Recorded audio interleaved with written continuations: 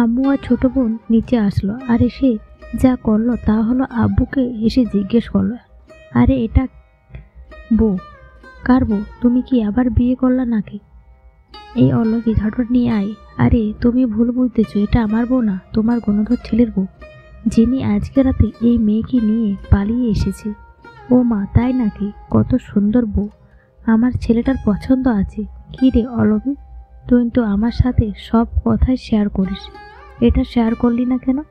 আসলে মানে আম্মু, হয়েছে কি হয়েছে, আর লজ্জা পেতে হবে না। বিয়ে ঠিকই করেছি নিয়েছিস, এখন লজ্জা পেয়ে আর কি হবে? মিমো লজ্জায় মাটিতে চেয়ে আছে আর আমার ছোট বোন পিক তোলাতে ব্যস্ত।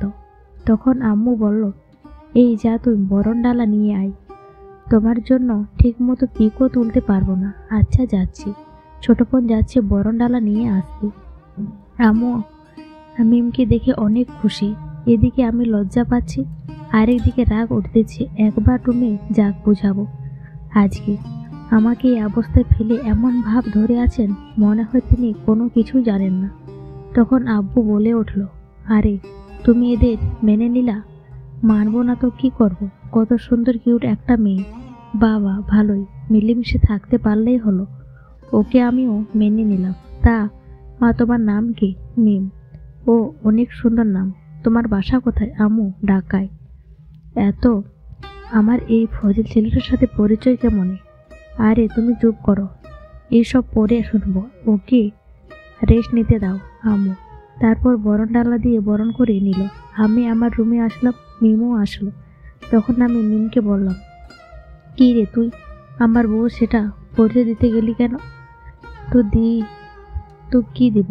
আমাকে বিয়ে করেছিস, এখন এই পরিচয়টাই দিব। শোন, তোর সাথে সংসার করার কোনো ইচ্ছাই নাই, তোকে ডিভোর্স দিয়ে দেব।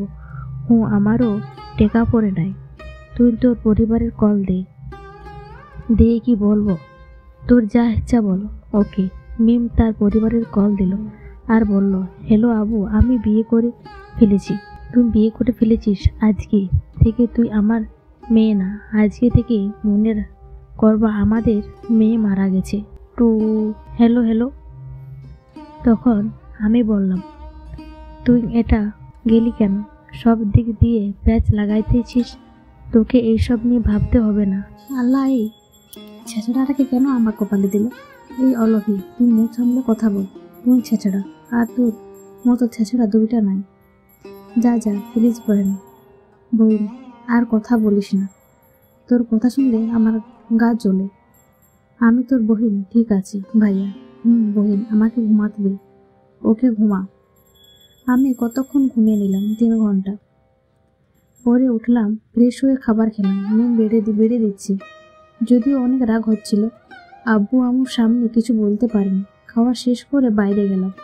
সবাই কেমন অদ্ভুত করে তাকাতেছে।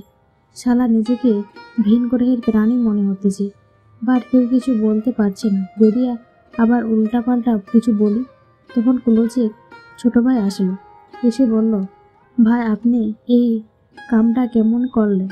কি করলাম ভাই? কোনো মতেই মানতে পারছি না। দেখ, রাগ তুলিস না, কানের নিচে খাওয়ার আগে বল। ভাই আপনি বিয়ে করেছেন, আমাদের বলেন নাই কেন? তোরে কে বলেছে? আপনার ছোট বোন ফেসবুকে আপলোড দিচ্ছে, সারা এলাকায় সবাই জানে আপনি বিয়ে করেছেন। ভাই ট্রিট কবে দিবেন? মেজাজ গরম হয়েছিল, তাই ওর গালে একটা দিচ্ছি, তবুও হালাই কয়। ভাই এই ব্যথা শরীরে লাগছে, মনের ব্যথা কেমন দূর হবে? মনে অনেক ব্যথা, দাঁড়াও তোর ব্যথা দূর করতেছি। আমি একটা বাঁশ নিলাম, শালা দাঁড়া, তোর ব্যথা দূর করা। ও হালাই দৌড়ে দিল। আমার মাথা পুরোই গরম। বাঁশ নিয়ে রাফির কাছে গেলাম। ও আমাকে দেখে বলল, আরে দোস্ত, বাঁশ নিয়ে আসছিস কেন? তোকে আদর করার জন্য। কি বলিস? তোর ভাবি সে আদর দিয়েছে আমায়, আর লাগবে না? ও লাগবে। তোর পাচায় 2টা বাড়ি দিলাম। দোষ আমার বউয়ের কসম, তুই আমাকে মারিস না। আমি আরেকটা বাড়ি দিলাম। দোস্ত তোর কি হয়েছে সেটা বল। তারপর সাথে যারা ছিল আমাকে মিমের ব্যাপারে জিজ্ঞেস করলো। ওরাও নাকি এফবিতে পোস্ট দেখেছি, বাট বিশ্বাস করিনি।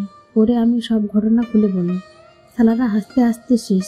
তারা বলতেছে যদি তাদের কপালে এমন হতো, তারা অনেকে আফসোস করতেছে। বাট আমি জানি মিম কেমন গিরিগিটি। কিছুক্ষণ কথা বলে রাফিকে জিজ্ঞেস করলাম, কি রে তোর মেনে নিচে? কেমনে পসিবল মেয়ে? আরে বলছি দেখ, আব্বু বিয়ে করেছি, উনি ছেড়ে আসলো। আমি বললাম আব্বু তোমার লাভ হয়েছে, বিয়ে করছিস তুই, লাভ হয়েছে আমার, বোকা পাইছস আমাকে। আরে বিয়ে করছি, তোমার একটা পয়সাও খরচ হয় না, তুমি দেখো কতগুলো টাকা বেঁচে গেছে। ও তাই তো, এই না হলে আমার ছেলে একটা কাজ ভালো করতে পেরেছিস, পরে আর কি, টাকার প্রতি মেনে নিয়েছে। ও ভালো, শালা তোর বাপ এক পিস। ও চল। কোথায়? আজকে আমাদের খাওয়ানোর কথা ছিল। রাতে খাওয়াবো। আচ্ছা ওকে। সারাদিন ঘুরে ফিরে কাটালাম, বাসায় গেলাম না। রাতে পার্টি শেষ করে বাসায় ফিরলাম। আম্মু বকা দিল, আর আমার ঘরে বাসর সাজানো হলো। আর বাসর ঘরে যা হলো